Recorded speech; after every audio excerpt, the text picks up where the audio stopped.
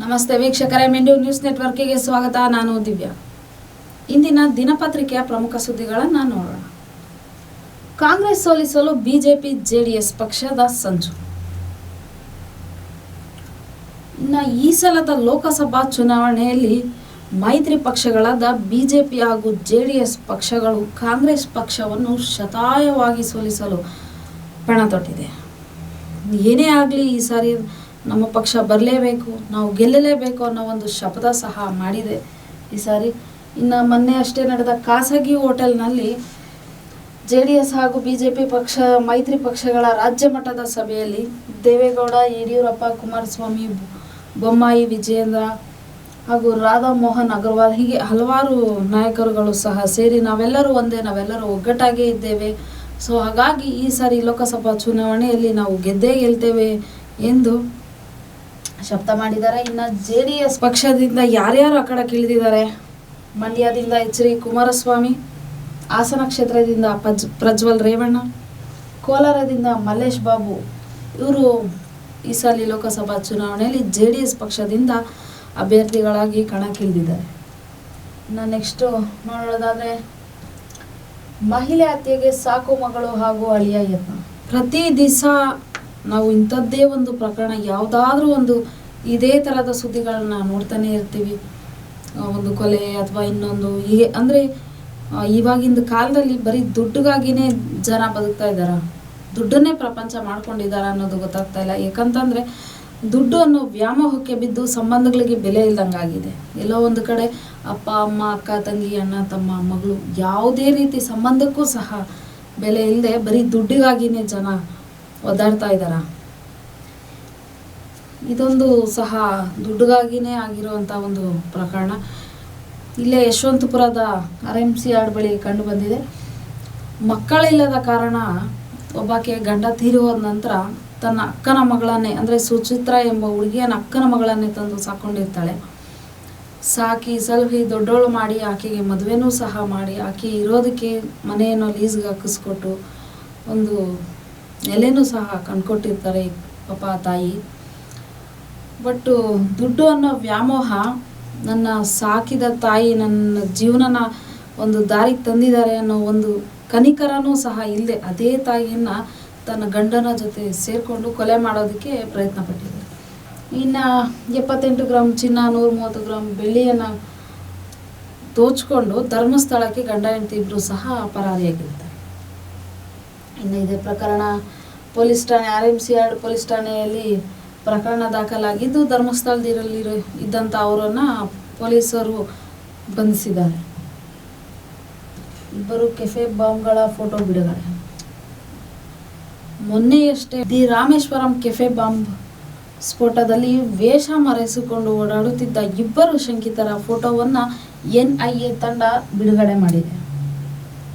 ಇನ್ನು ಇವರಿಬ್ರು ಮುಸಾವಿರ್ ಹಾಗೂ ಮತ್ತಿಂತಹ ಇವರಿಬ್ರು ಏನು ಯಾವ ಟೈಮಲ್ಲಿ ಯಾವ ವೇಷ ಹಾಕಿರ್ತಾರೆ, ಯಾವ ಹೆಸರು ಅಂದರೆ ಹಿಂದೂ ಅಂತ ಹೇಳ್ಕೊತಾರ, ಮುಸಲ್ಮಾನ್ ಅಂತ ಹೇಳ್ಕೊತಾರ, ಮರಾಠಿ ಅಂತ ಹೇಳ್ಕೊತಾರ, ಯಾವ ಭಾಷೆ ನಮ್ಮದು ಅಥವಾ ಯಾವ ಜನ ನಾವು ಯಾವುದೂ ಸಹ ಗೊತ್ತಾಗ್ತಾ ಇಲ್ಲ. ಒಂದೊಂದು ನಿಮಿಷಕ್ಕೂ ಒಂದೊಂದನ್ನು ಹೇಳ್ಕೊಂಡು ಒಂದೊಂದು ಥರ ವೇಷ ಮಾಡಿಸ್ಕೊಂಡು ಒಂದೊಂದು ಜಾಗದಲ್ಲಿ ಇದ್ದುಕೊಂಡು ಓಡಾಡ್ತಾ ಇದ್ದಾರೆ. ಇನ್ನು ಇಂಥ ಇವರನ್ನು ಪತ್ತೆ ಮಾಡಿಕೊಟ್ಟವರಿಗೆ ತಲಾ ಒಂದು 10 ಲಕ್ಷ ರು ಬಹುಮಾನ ನೀಡೋದಾಗಿ NIA ತಂಡ ಘೋಷಣೆ ಮಾಡಿದೆ. ಇದರ ಏನಂದರೆ ಮುಂದಿನ ದಿನಗಳಲ್ಲಿ ಸಹ ಈ ಥರದ್ದು ಮತ್ತೆ ಯಾವುದೇ ಪ್ರಕರಣಗಳು ಆಗಬಾರ್ದು, ಯಾವುದೇ ನಷ್ಟ ಆಗಬಾರ್ದು ಅನ್ನೋದು ಎಲ್ಲರ ಒಂದು ಕಳಕಳಿಯಾಗಿದೆ. ಇನ್ನು ಸಿದ್ದು ಗರ್ವಭಂಗ ಮಾಡಲು ದೇವೇಗೌಡ ಪಣ. ಮೈಸೂರು ಮತ್ತು ಚಾಮರಾಜನಗರ 2 ಲೋಕಸಭಾ ಕ್ಷೇತ್ರಗಳನ್ನು ಗೆದ್ದು ಕಾಂಗ್ರೆಸ್ CM ಆದ ಸಿದ್ದರಾಮಯ್ಯರನ್ನ ಸೋಲಿಸಬೇಕು.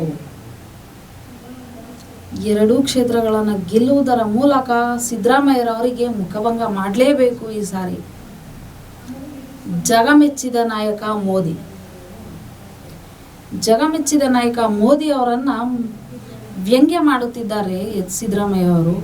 ಹಾಗಾಗಿ 2 ಲೋಕಸಭಾ ಕ್ಷೇತ್ರವನ್ನು ಗೆಲ್ಲುವುದರ ಮೂಲಕ ಸಿದ್ದರಾಮಯ್ಯ ಅವರಿಗೆ ತಿರುಗೇಟು ನೀಡಬೇಕು, ಅದರ ಮೂಲಕ ನಾವು ಮುಖಭಂಗ ಮಾಡಲೇಬೇಕು ಅಂತ JDS ಪಕ್ಷದ ವರಿಷ್ಠ HD ದೇವೇಗೌಡರವರು ಕರೆ ನೀಡಿದ್ದಾರೆ.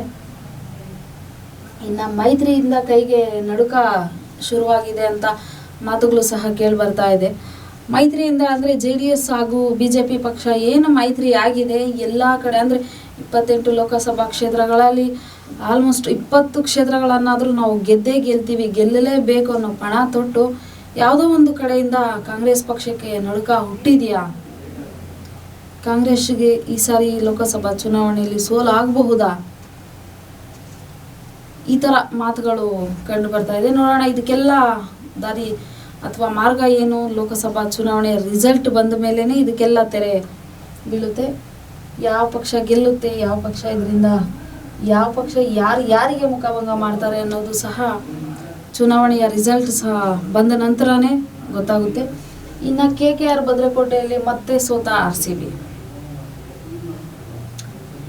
ಯಾವುದೇ ತಂಡಕ್ಕೆ ಆದರೂ ತವರು ಮೈದಾನವೇ ಭದ್ರಕೋಟೆ ಆಗಿರುತ್ತೆ. ಬಟ್ ಆದರೆ ನಮ್ಮ RCB ತಂಡಕ್ಕೆ ಇದು ತದ್ವಿರೋಧವಾಗಿದೆ. ಯಾಕಂತಂದರೆ RCB KKR ವಿಚಾರದಲ್ಲಿ ಇದು ತದ್ವಿರುದ್ಧ. KKR ಪಾಲಿಗೆ ಭದ್ರಕೋಟೆ ಎಂದೇ ಬಿಂಬಿತವಾಗಿರುವ ಚಿನ್ನಸ್ವಾಮಿ ಕ್ರೀಡಾಂಗಣದಲ್ಲಿ ಈ ಬಾರಿ RCBಗೆ ಮತ್ತೆ ಹೀನಾಯ ಸೋಲಾಗಿದೆ. 7 ವಿಕೆಟ್ಗಳ ಪರಾಭವಗೊಂಡಿದೆ. KKR 2 ಜಯದೊಂದಿಗೆ ಅಂಕಪಟ್ಟಿಯಲ್ಲಿ 2ನೇ ಸ್ಥಾನಕ್ಕೆ ಏರಿದೆ. ಇನ್ನು ಈ ಬಾರಿ IPLನಲ್ಲಿ ತವರಿನಲ್ಲಿ ಪಂದ್ಯ ಗೆದ್ದ ಮೊದಲ ತಂಡ ಕೋಲ್ಕತ್ತಾ. ಇನ್ನು RCB ಪರ ಅತಿ ಹೆಚ್ಚು ಸಿಕ್ಸರ್ ದಾಖಲೆ ಬರೆದ ಕೊಹ್ಲಿ ಗೆಲ್ರವರ 239 ಸಿಕ್ಸರ್ ದಾಖಲೆಯನ್ನು ಮುರಿದಿದ್ದಾರೆ. ಏನು ಗೆಲ್ಲರವರು 239 ದಾಖಲೆಯನ್ನು ಸೃಷ್ಟಿ ಮಾಡಿದ್ರು. ಆ ದಾಖಲೆಯನ್ನು ಕೊಹ್ಲಿ ಅವರು ಮುರಿದಿದ್ದಾರೆ. ದಾಖಲೆ ಬರೆದು ಆ ದಾಖಲೆಯನ್ನು ಮುರಿದಿದ್ದಾರೆ. ನೋಡಿದ್ರಲ್ಲ ವೀಕ್ಷಕರೇ, ಇದಾಗಿತ್ತು ಈ ಕ್ಷಣದ ಪ್ರಮುಖ ಸುದ್ದಿಗಳು. ನಿರಂತರ ಸುದ್ದಿಗಾಗಿ ನೋಡ್ತಾ ಇರಿ ಮೆಂಡು ನ್ಯೂಸ್ ನೆಟ್ವರ್ಕ್. ಮೆಂಡು ನ್ಯೂಸ್ ನೆಟ್ವರ್ಕ್, ಸತ್ಯದ ಕನ್ನಡಿ.